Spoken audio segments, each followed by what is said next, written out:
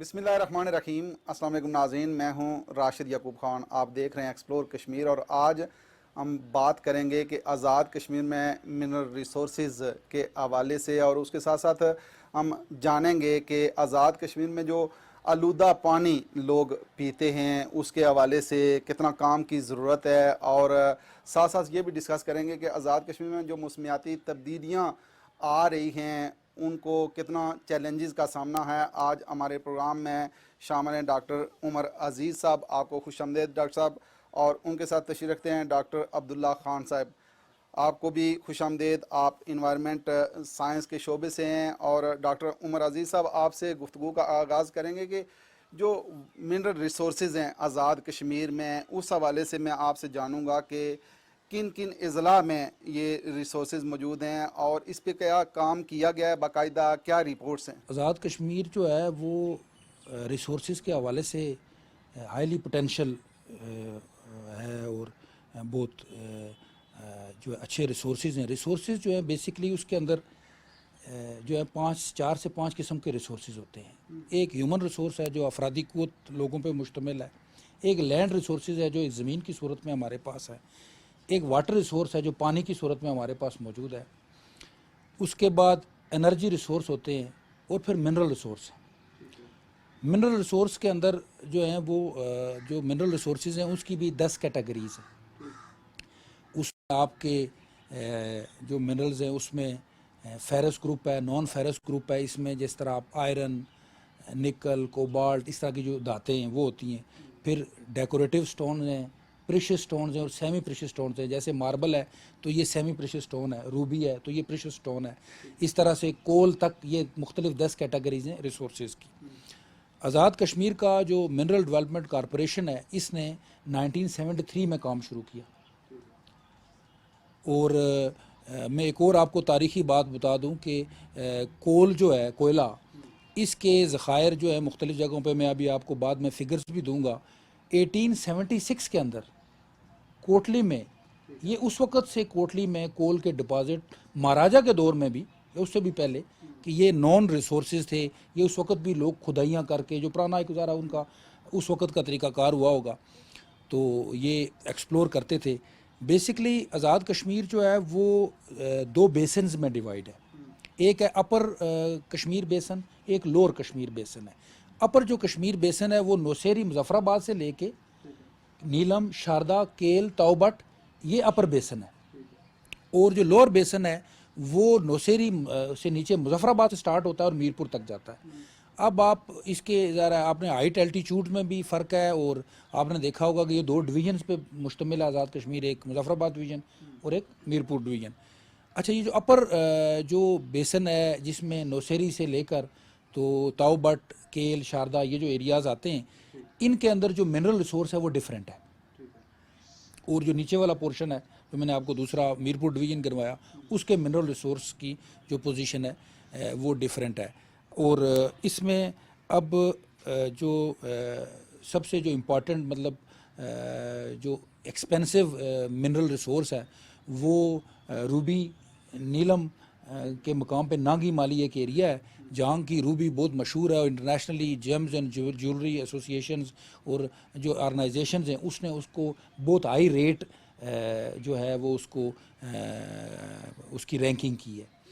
اب 92 اور 93 میں ایک آسٹریلین پروجیکٹ آیا تھا پاکستان کے اندر، وہ گولڈ کی میپنگ پروجیکٹ تھا جس میں جی بی اور آزاد کشمیر شامل تھا۔ چونکہ استور کا جو ایریا نیلم کے ساتھ ٹچ ہوتا ہے وہاں پر گولڈ پلیسر کے ڈپازٹس تھے، تو آپ کے شونٹر نالا، نانگی مالی کے اس ایریا میں بھی گولڈ کے ڈپازٹس موجود ہیں، لیکن اس کی ایکسپلوریشن کی، میپنگ کی ایک ڈیفرنٹ اسٹریٹجی ہوتی ہے، طریقہ کار ہوتا ہے، لیکن وہ انہوں نے اس کے بھی اس میں یہ شواہد بتائے ہیں کہ وہ موجود ہے۔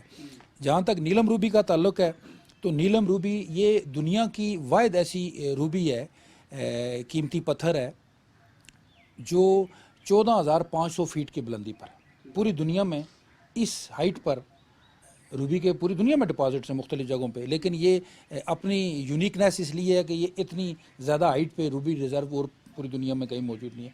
14,500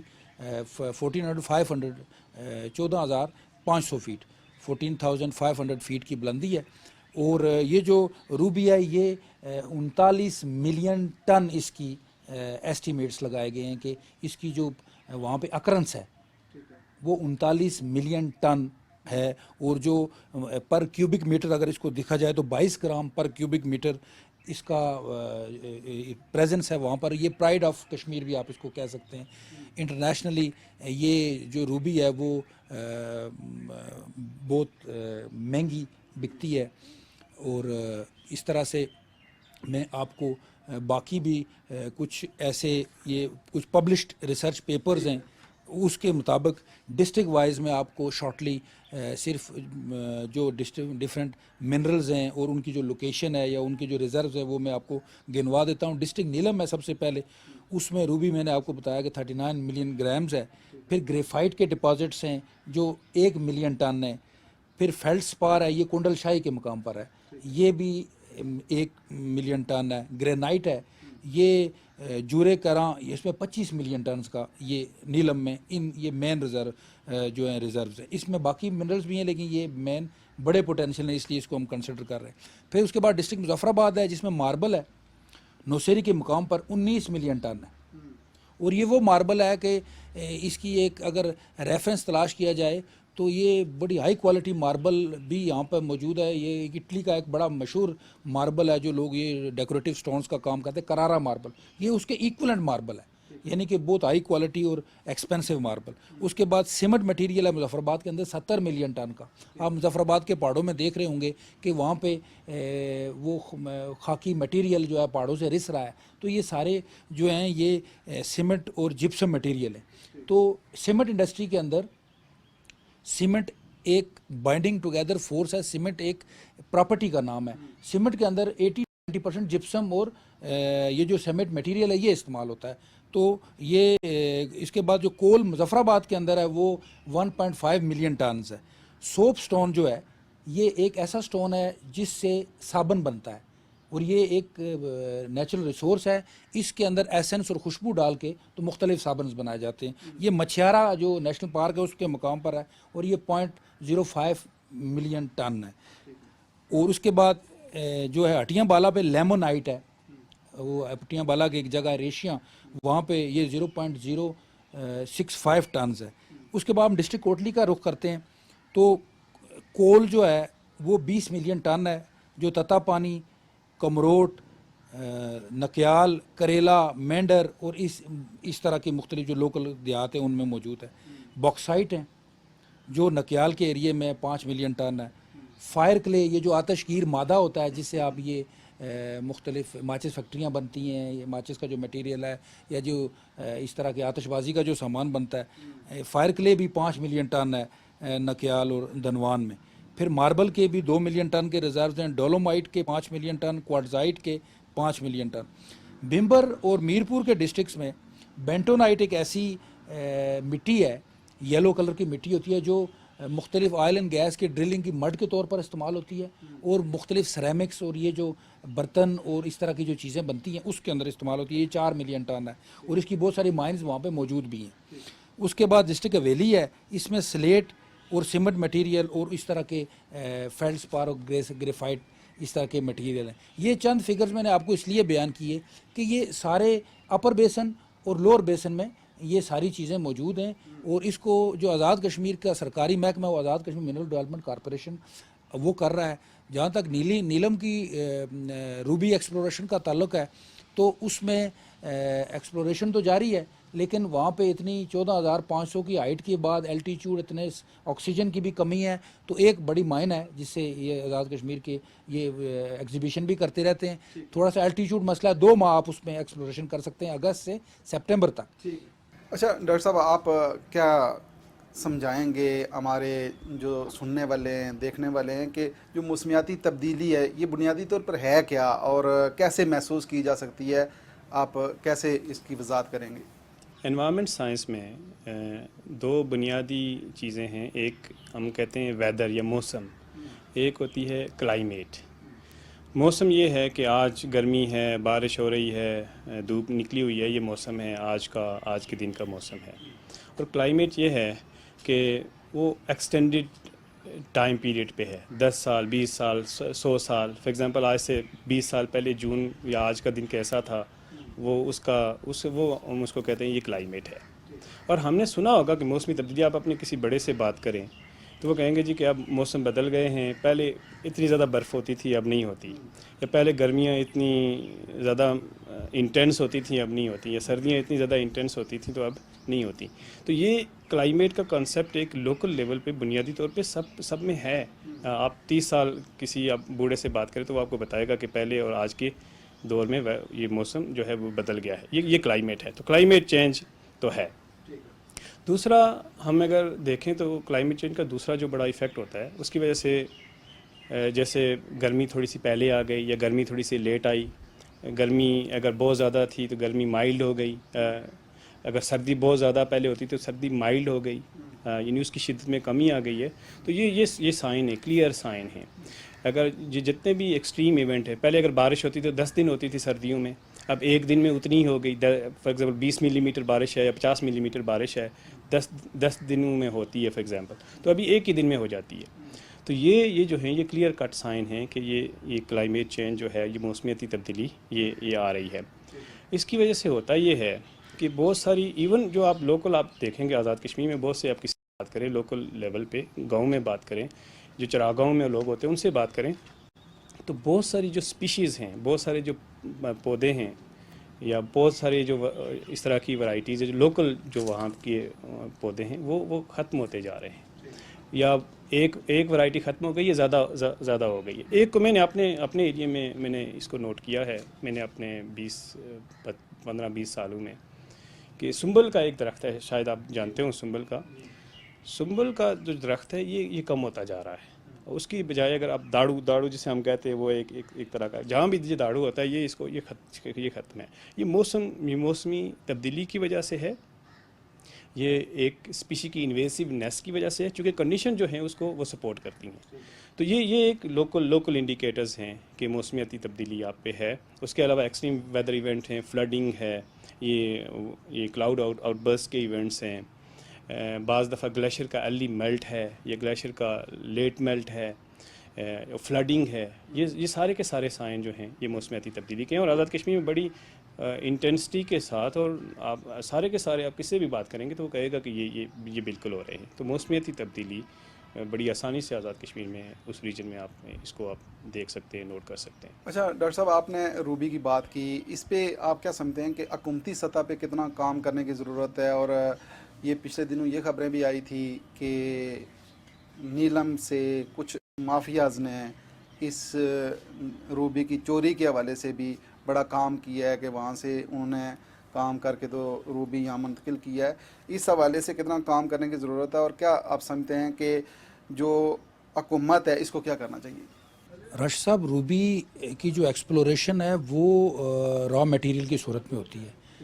ان جو پریشس سٹون ہیں اس کو ایکسپلور کرنے کے بعد اس کی کٹنگ اینڈ پالشنگ کا ایک انتظام ہوتا ہے، جو کہ پاکستان میں، اسلام آباد میں، پشاور میں اور مختلف جگہوں پہ موجود ہے. آزاد کشمیر میں ابھی تک وہ کٹنگ، پالشنگ اور اس کی جو ہے ڈیولپمنٹ کا کوئی کام نہیں ہے. را میٹیریل میں یہ روبی نکلتی ہے اور یہ وہاں سے ٹرانسپورٹ ہوتی ہے کٹنگ پالشنگ سینٹرز تک. اور جب وہاں پہ آبزرویشن تو ہوتی ہے مائن کے اندر، لیکن مائن کے علاوہ بھی کچھ ڈپازٹس ایسے ہیں کہ یہ پتھر سمگل بھی ہوتا ہے. اب جو اس کا آفیشیل طریقہ کار ہے کہ پاکستان میں ایک ادارہ ہے جیمز اینڈ جولری. کوئی بھی سٹون آپ کٹ پالش کروانے کے بعد یا را مٹیریل کو، اس کا ویٹ، اس کی اسپیسیفک گریوٹی، اس کے بہت سارے اس کے فزیکل اور کیمیکل ٹیسٹ ہوتے ہیں کسی بھی سٹون کے. اس کے بعد جیمز اینڈ جولری ڈپارٹمنٹ جو ہے وہ اس کو آفیشیلی ایک ڈاکومنٹ پرووائڈ کرتا ہے ہر سٹون کا، تب یہ ایکسپورٹ ہوتا ہے اور اس کے اوپر گورنمنٹ ٹیکس لیتی ہے. اس کا ایک لیگل پروسیجر ہے. لیکن جو آپ بات کر رہے ہیں کہ جب پتھر سمگل ہوتا ہے اور وہ ان آفیشلی نان کسٹم گاڑیوں کی طرح، جس طرح نان کسٹم گاڑی اس کا کوئی پیپر نہیں ہوتا، تو جب یہ سمگل ہوتا ہے اور یہ چوری ہوتا ہے تو اس میں ظاہر ہے وہاں کے لوکل لوگ بھی پلس محکمانہ کچھ ظاہر ہے ان کا بھی ظاہر ہے کوئی نہ کوئی تو ہوگا. لیکن اس طرح کے بہت سارے اسکینڈل سامنے آئے ہیں. تو یہ چونکہ گلگت میں، پاکستان میں اور مختلف جگہوں پہ یہ بکتا ہے، پر گرام بکتا ہے. را مٹیریل کی اپنی کاسٹ ہے اور کٹ اینڈ پالش جو سٹون ہے اس کی اپنی کاسٹ ہے. تو یہ اس طرح کے چیزیں دیکھنے میں آئی ہیں. اس کا یہ ہے کہ لیز کو بہت زیادہ آبزرویشن میں رکھنے کی ضرورت ہے, پلس سارے جو مائنز اور جو ایکسپلورڈ ایریاز ہیں ان کو فینسنگ کرنے کی ضرورت ہے, اور بہت زیادہ سیکیورٹی کی ضرورت ہے, کیونکہ یہ نیچرل ریسورس ہے. تو یہ باقاعدہ یہ ڈالرز میں بکتا ہے, اس لیے اس کی ایک اس طرح کی چیزیں سامنے آتی ہیں. ڈاکٹر صاحب آپ کی طرف میں آؤں گا. آپ کیا کہتے ہیں کہ اگر موسمیاتی تبدیلی کی بات کریں تو دنیا میں پاکستان کا 10واں نمبر ہے. آزاد کشمیر میں آپ کیا سمجھتے ہیں کہ کتنا کام کرنے کی ضرورت ہے موسمیاتی تبدیلیوں کے حوالے سے؟ کیا اس پہ کام ہو رہا ہے اور کتنے چیلنجز کا سامنا آیا؟ پوری دنیا میں اگر کوئی اس وقت جو سب سے بڑا چیلنج ہے وہ موسمیاتی تبدیلیوں کا ہی ہے. جیسے کہ آپ نے کہا کہ پاکستان کانسٹنٹلی جو ہے دنیا کے 10 ورنریبل کنٹریز میں سے ہے, اور ہمارا جو ریجن چونکہ نارتھ ہے, جتنا نارتھ پہ جائیں گے ورنریبلٹی بڑھتی ہے جتنا موسمیاتی تبدیلی آتی ہے. تو جو کشمیر ریجن ہے اس کی لوکیشن آپ نارتھ ہے, تو یہ موسمیاتی تبدیلیوں سے بہت زیادہ متاثر ہو رہا ہے. تو آزاد کشمیر کی گورنمنٹ یا پھر سرکاری سطح پہ ابھی اس طرح کی توجہ نہیں دی گئی کہ اس علاقے پہ جو امپیکٹس ہیں وہ آنے والے عرصے میں اس کو کس طرح متاثر کریں گے. چونکہ یہ یہاں پہ بہت سارے گلیشیئرز ہیں, گلیشیئر ریٹریٹ جو ہے بڑی فریکوینٹ ہے. ہم نے بڑے ایکسٹریم ایونٹ ریسنٹ پاسٹ میں دیکھے ہیں آزاد کشمیر میں ہوتے ہوئے. لینڈ سلائڈنگ بہت زیادہ ہے. اس کے علاوہ یہ گلیشیئر آؤٹ برسٹ ہم نے دیکھے ہیں. جو واٹر فلو کی ریورز میں واٹر فلو ہے اس میں بہت زیادہ ہم نے تبدیلی دیکھی ہے. تو یہ سمٹمز جو ہیں وہ بڑے کلیئر ہیں کہ یہ موسمیاتی تبدیلی اب اس ریجن کو امپیکٹ کر رہی ہے. ڈاکٹر صاحب آزاد کشمیر میں بھی آئل اینڈ گیس کے کوئی ریسورس موجود ہیں؟ آزاد کشمیر کا جو آئل پرون ایریا ہے اس کو کشمیر بیسن آئل اینڈ گیس بیسن کہتے ہیں, اور یہ پٹوار بیسن کے ساتھ موجود ہے. جو آپ نے دیکھا ہوگا کہ چکوال میں, جیلم میں, اور یہ جو آزاد کشمیر کے ساتھ پنجاب کی یہ جو ساری سائڈ لگتی ہے ڈوڈیال, میرپور اور بھمبر, اس کی جو آزاد کشمیر کی جو سامنے حدود ہے پنجاب کی, اس میں ساری آئل ڈسکوریز موجود ہیں. یہ ایک جگہ ہے جو شہاب الدین غوری کا جو مزار ہے, غوری بلاک ہے یہاں پر, جہاں پہ آئل ڈسکوریز ہوئی ہیں. تو آپ کے آزاد کشمیر میں ڈوڈیال, کوٹلی, میرپور اور بھمبر, ان 4 میں جو پیٹرولیم سسٹم ایلیمنٹس ہوتے ہیں وہ یہ ہے کہ پیٹرولیم سسٹم ایلیمنٹ 5 مختلف سیگمنٹس کے اوپر ہوتے ہیں. اس میں سورس راک ہوتی ہے, سیل راک ہوتی ہے, ریزروائر راک ہوتی ہے, انٹریپمنٹ میکانزم ہوتا ہے. یہ سارے پیرامیٹر جو ایک آئل اینڈ گیس پرون بیسن کے ہوتے ہیں وہ آزاد کشمیر میں موجود ہیں. ڈاکٹر صاحب آپ کیا کہیں گے کہ جو گلوبل وارمنگ ہے آزاد کشمیر کو کیسے متاثر کر سکتی ہے؟ ہسٹوریکلی پاکستان اور آزاد کشمیر کا جو ریجن ہے اس کا گلوبل وارمنگ میں ایز سچ کوئی اتنا رول نہیں ہے.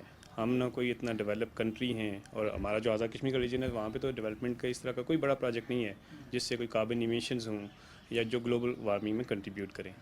2015 میں جو پیرس ایگریمنٹ ہوا اس میں دنیا نے یہ ریئلائز کیا کہ یہ جو ارتھ ہے اس کو جو سب سے بڑا ایک جو مسئلہ درپیش ہے وہ گلوبل وارمنگ کا ہے, کیونکہ گلیشیئر میلٹ ہو رہے تھے, جو سمندر ہے وہ ان کا جو لیول ہے وہ بڑھ رہا ہے, ڈیزرٹیفیکیشن ہو رہی ہے, اور بعض جو ریجن تھیں جو بہت سارے کنٹریز ہیں جو کوسٹل ریجن پہ کنٹریز ہیں وہ بالکل ان کے خاتمے کا, ان کی ایکسٹنکشن کے چانسز ہیں.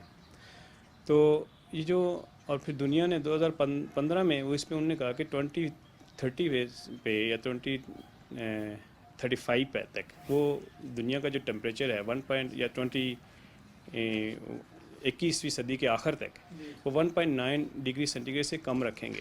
یہ ونڈو اتنی چھوٹی ہے, میں آپ کو پرسپیکٹیو میں بتاؤں کہ 2000 جو ابھی کرنٹ ایمیشن ریٹس ہیں جو دنیا کا ٹرینڈ ہے ایمیشن کا, جن کاربن ڈائی آکسائڈ کی ایمیشن کا, جیسے ہم گاڑیاں چلاتے ہیں, فیکٹریاں چلاتے ہیں, اس سے یہ ایمٹ ہوتی ہے, یا سیمنٹ انڈسٹری ہے, اسٹیل انڈسٹری ہے, اس سے یہ ایمٹ ہوتی ہے, جتنے ڈیولپمنٹ پروجیکٹ ہے اس میں یہ ایمٹ ہوتی ہے.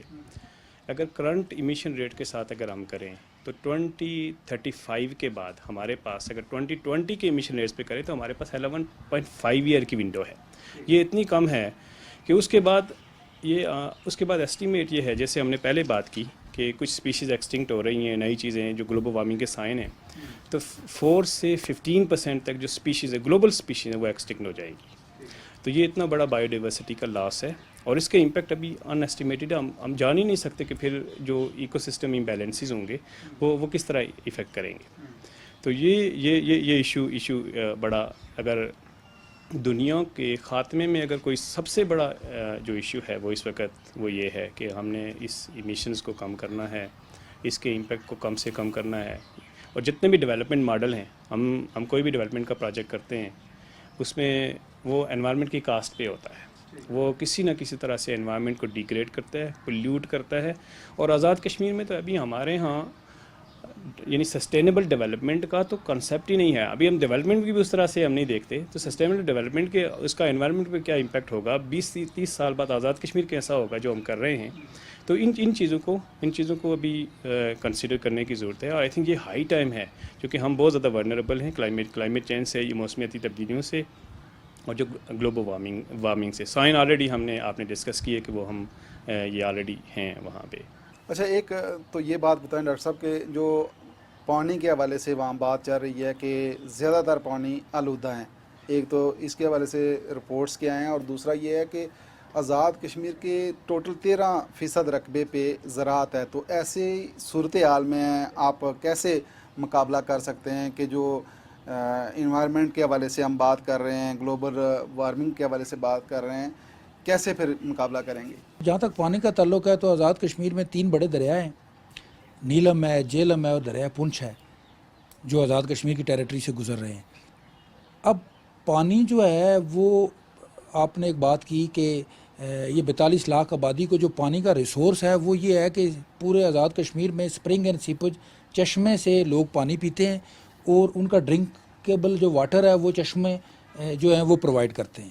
اب یہ جو دریا کا پانی ہے اس سے ہم اپنے ایگریکلچر کو, اب تو دنیا اتنی ترقی کر چکی ہے کہ کلائمیٹ ریزیلینس ایگریکلچر کی طرف لوگ چلے گئے ہیں کہ وہ بے موسمی پھل اگا رہے ہیں, نرسریاں لگا رہے ہیں. اور جن لوگوں کی لینڈ وداؤٹ ایگریکلچر ہے یا تو وہ کسی اور کو دی جائیں یا ان کو جرمانے کیے جائیں کہ آپ نے یہ کس طرح سے جو ہے نا بیرن رکھی ہوئی ہے. ایک تو یہ اس کا حل ہے. جہاں تک پانی کا تعلق ہے تو یہ بڑا ضروری مسئلہ ہے کہ جو سپرنگ اینڈ سیپیجز جو چشمے ہیں ان کے 2 قسم کے ٹیسٹ ہوتے ہیں. ایک کو بایولوجیکل ٹیسٹ کہتے ہیں جس میں بیکٹیریا, الجی, فنجائی آتا ہے, اور ایک میں کیمیکل ٹیسٹ ہے جس میں آپ کی کیلشیم, پوٹیشیم, میگنیشیم, اس کی پی ایچ لیول, ہارڈنیس, اس طرح کی چیزیں جو ہیں وہ میئر کی جاتی ہیں. یہ لیبارٹری کے ٹیسٹ ہوتے ہیں. یہ پاکستان واٹر ریسرچ کونسل ایک سرکاری ادارہ ہے فیڈرل کا, اور PCI, WIR اس طرح کی لیبارٹریز ہے جو مظفر آباد میں بھی ایک موجود ہے.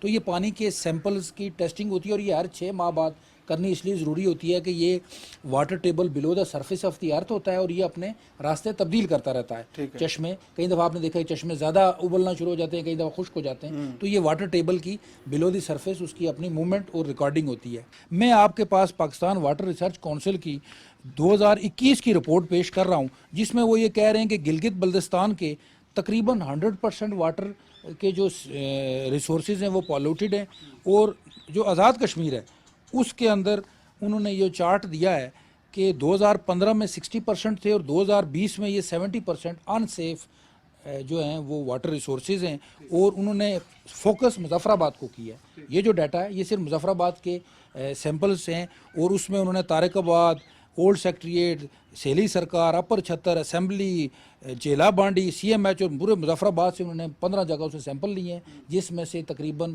9 سے 10 سیمپل جو ان سیف اور پولوٹیڈ واٹر کے ہیں. حل اس کا اثر یہ ہے کہ پہلے تو ہمیں اس کو ساری سیمپلنگ کی ضرورت ہے, پھر اس کے بعد فلٹریشن پلانٹس کی ضرورت ہے, واٹر ٹریٹمنٹ جیسے ماکڑی پلانٹ ہے پورے مظفر آباد کو دے رہا ہے تو اس سے وہ اس میں کلورین ڈال کے باقی چیزیں ڈال کے وہ عوام کو سپلائی بھی کر رہے ہیں ٹریٹمنٹ پلانٹ کے ذریعے. لیکن جن لوگوں کی ٹریٹمنٹ پلانٹ تک ایکسیس نہیں ہے, دیہاتوں میں رہتے ہیں, وہ چشمے کا پانی استعمال کرتے ہیں, تو چشمے کے اوپر ایک گورنمنٹ ایک ٹینکی بنا کر اس کے آگے فلٹر پلانٹ لگا کر ان کو ڈیلیور کرے تو ان کو پینے کا مسئلہ حل ہو جائے گا, کیونکہ تمام بیماریاں جو ہیں وہ اس پانی کے پولوشن سے ہوتی ہیں. اور اس کے علاوہ مظفر آباد میں تو آپ نے دیکھا کہ فلٹریشن پلانٹ ہے جو وہاں پہ وایا سکشن ٹینکس اور موٹرز لوگوں کے گھروں میں پانی سپلائی کر رہا ہے, لیکن راولہ کوٹ کا کیا قصور ہے, باغ کا کیا قصور ہے, کوٹلی کا کیا قصور ہے, اور آپ اب تو سائنس نے اتنی ترقی کر لی ہے کہ وہ کھارے پانی کو بھی لوگ سمندر سے پانی ریسائیکل کر کے فلٹر کر کے اپنی عوام کو دے رہے ہیں. آپ دریائے جہلم سے پانی اٹھائیں, آپ لفٹ کریں پلندری کے مقام پہ, وہاں پہ واٹر سپلائی سکیمز بنائیں, راولہ کوٹ میں بنائیں, کوٹلی میں بنائیں, دریائے پونچھ سے بنائیں, میرپور کے ریزروائر سے پانی نکالیں اور میرپور کو اور بمبر ڈڈیال کو دیں. اور آپ 40 لاکھ آبادی میں کے لوگوں کو آپ صاف پینے کا پانی نہیں دے رہے, تو یہ تو بنیادی مسئلہ ہے. اور یہ تو ماڈل اسٹیٹ آپ کی تبھی بنے گی. روڈ انفراسٹرکچر تو چلو ایک اور بات ہے, لیکن آپ کم از کم یہ جو شہری ہیں آزاد کشمیر کے, ان کو صاف پینے کا پانی دیں. اور یہ ساری ڈیٹا ایکوزیشن, امپلیمنٹیشن اور پالیسیز کی ضرورت ہے. یہ پوری پالیسیز بنیں گی اور یہ 1 سال کے اندر یہ سارا مسئلہ ہو سکتا ہے, صرف 1 سال کے اندر, اس سے بھی کم ٹائم میں. لیکن یہ کہ حکومت کو اور ساتھ عوام کو مل کر اس پہ توجہ دینی ہوگی. آپ بھی ایک اویئرنیس کریٹ کر رہے ہیں, اور یہ صاف پینے کا پانی ہر بندے کا حق ہے. اور یہ جو اس طرح کی فیڈرل کی رپورٹس ہیں یہ کاغذوں کے اندر ہے, اور یہ عام عوام کو نہیں پتہ ہے. لیکن یہ ہے کہ عام عوام صرف یہ کر سکتی ہے کہ اس پانی کو ابال کے ٹھنڈا ہونے کے اور چھان کے پیا. ہمارے پاس اس کے علاوہ حل کوئی نہیں. جی ناظرین, ایکسپرٹ کی آپ نے رائے سنی اور پروگرام دیکھنے کا آپ کا شکریہ. اسی کے ساتھ ہی راشد یعقوب خان کو دیجیے اجازت. اللہ نگہبان.